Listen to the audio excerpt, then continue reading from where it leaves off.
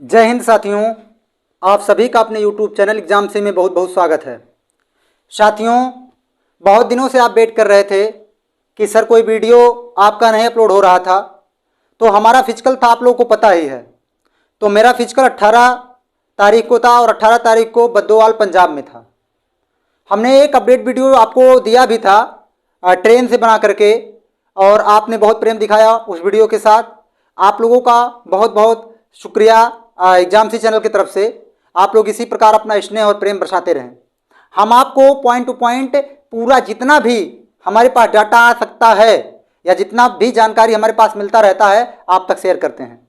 तो आज का मेरा बिंदु जो है बात करने का, एओसी में किस तरीके से कैसे कैसे फिजिकल हो रहा है, और कुछ साथियों को प्रॉब्लम हो रहा है अपने सेंटर तक पहुंचने के लिए। बहुत से साथी का हमारे पास कमेंट आया, तो पॉइंट टू पॉइंट करके सारे पॉइंटों पे हम डिस्कस करेंगे। आप वीडियो के अंत तक बने रहिएगा, पूरा हम क्लियर आपको कर देंगे कि कोई दिक्कत आपको ना हो।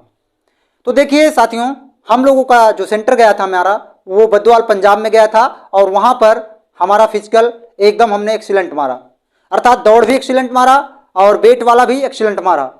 क्या डॉक्यूमेंट चेक हो रहे हैं, कैसे हमारे डॉक्यूमेंट चेक हुए, इन सारे तथ्यों पे बात करेंगे। देखिए, सबसे पहले तो हम बस्ती, हमारा घर है उत्तर प्रदेश से मैं हूं, और बस्ती से मैं बद्दोवाल के लिए मतलब गया। बद्दोवाल यानी लुधियाना स्टेशन, पंजाब में लुधियाना स्टेशन जो था वहां पर हम बाई ट्रेन गया। और ट्रेन से जब वहां पर पहुंचे तो जैसा कि हम आपको बताए थे कि जब आप स्टेशन पहुंचेंगे, कोई भी साथी जो हमारे पास रिकमेंड करते हैं कि सर हम लोकेशन पे कैसे पहुंचे, आपको बहुत आसान है अपने लोकेशन पे पहुंचने के लिए, आपको कोई दिक्कत नहीं है। आप नियरेस्ट कह सकते हो रेलवे स्टेशन या बस स्टैंड पे पहुंच जाइए। वहां से तमाम टैक्सी और तमाम बसें लग रहते हैं आपके सेंटर तक जाने के लिए। जैसे ही मैं उतरा और जैसे ही स्टेशन के बाहर आया, तैसे ही मुझे एक टेम्पो वाले भैया मिल गए, और उन्होंने मुझे बद्दोवाल तक डायरेक्ट 30 रुपये भाड़ा लिए और बद्दोवाल तक ले जा करके एक कह सकते हो कि गुरुद्वारे में भी उन्होंने रखा। अर्थात गुरुद्वारे में हमें बहुत सारी सुविधाएं मिली, अर्थात अपना एक पैसा नहीं खर्चा हुआ, सब भगवान की कृपा से और वाहे पीर बाबा की कृपा से सारा हमरा वहां पर हो गया। अब सुबह में हम लोग वहां पर 5 बजे, जैसा कि एक दिन पहले हम लोगों ने पता कर लिया कि सर हम लोगों को कब आना है, तो उन्होंने बताया 5 बजे हम लोग लाइन चालू करवा देते हैं, लाइन लगवा लेते हैं। तो फर्स्ट मतलब कह सकते हो बैच बनाए थे। 730 लोग की प्रेजेंटी थी उस दिन, और उपस्थित जो हुए थे साथियों 212, उन्होंने बताया था 212 लोग उपस्थित हुए थे। 4 ग्रुप बनाए थे, batch 1, batch 2, batch 3, batch 4, 4 batch बनाए थे। बैच 1 में मैं था, बैच 1 में सबसे आगे था, तो बैच 1 में दौड़ा दिए, और 50-50 का बैच बनाए थे। लास्ट वाला उन्होंने 62 का बैच बना दिया था। और हमारे बैच में लगभग रेस में 2 लोग फेल हुए थे, और जो बेड था उसमें 8 लोग फेल हुए थे, और डॉक्यूमेंट में 4 लोग फेल हुए थे। टोटल मिला करके कह सकते हो कि 35-36 बच्चे पास हुए थे हमारे बैच में। बहुत ही अच्छा बैच था, और ऐसे ही सभी बैचों में पास हो रहे थे। तो पास और फेल का जो गैप था वो कहीं ना कहीं कह सकते हो कि बहुत अच्छा नहीं था। हालांकि सब पास हो जाते तो कितना अच्छा रहता, लेकिन कुछ लोग फेल होते थे साथियों, ये आप नोट कीजिएगा। अब दौड़ में क्या करवाते थे, दौड़ में जैसे ग्रुपिंग कर दिए, बैचिंग कर दिए, बैच का लीडर बना देते थे। आर्मी वालों से एक लीडर बना देते थे, और वो लीडर पूरे बैच का लीड करता था। और आपको फिर हम लोग को जो मतलब हमारा जो बद्दोवाल में हुआ था, वहां पर आपको आर्मी वाले जो गाड़ी होता है बैठने वाला, उसमें भर देते थे 50 एक बैच वालों को, और 1.5 किलोमीटर यानी कह सकते हो 1.5 किलोमीटर दूर ले जाकर के छोड़ देते थे। जब आप बैठ के जाते हैं तो बहुत ज्यादा टाइम लगता है, बहुत ज्यादा टाइम लगता है, और बहुत ज्यादा दूरी लगता है।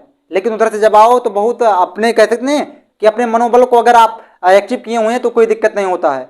तो मनोबल को आप गिरने मत दीजिएगा, दूरी बहुत कम लगती है आने के बाद, दौड़ के बाद रुकिएगा मत बीच में। टाइम हमें लग रहा है कि उन्होंने 6:10 दिया था, क्योंकि 2-3 बच्चे रुक गए थे, तो उन लोगों को भी जब दिखे तो दौड़ाओ दौड़ाओ दौड़ाओ, तो 6 के बाद भी उन्होंने टाइम दिया था। एक बंदा हमारे बगल में था, उसने घड़ी पहन रखा था, उसमें पता चला कि इन्होंने टाइम ज्यादा दिया है। तो आप टाइम के लिए टेंशन मत लीजिए, टाइम पूरा आपको मिलेगा। अब 15-20 मिनट बाद उन्होंने बोरी उठाने वाले प्रक्रिया में आ गए कि ये बोरी उठा करके दौड़ना।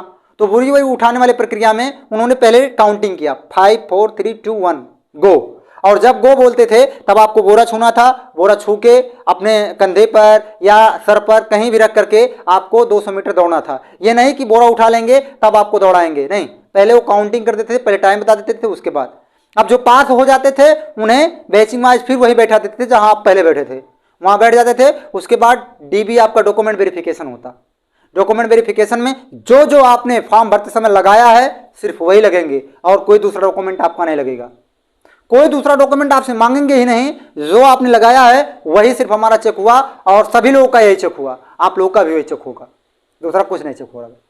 तो एओसी से संबंधित जितनी जानकारियां रहती है हम आप तक प्रोवाइड करते रहते हैं। एग्जाम्स चैनल आपके लिए हमेशा तत्पर रहेगा। साथियों, आप भी अपना प्रेम और व्यवहार इसी तरीके से बना के रखिएगा और सब लोग सेंटर जाएंगे, कोई भी नहीं रुकेगा और सब नियरेस्ट स्टेशन या बस स्टैंड पहुंच जाइए, वहां से आपको टेम्पो वाले टैक्सी वाले छोड़ देंगे। मिलते हैं अगले वीडियो में। जय हिंद।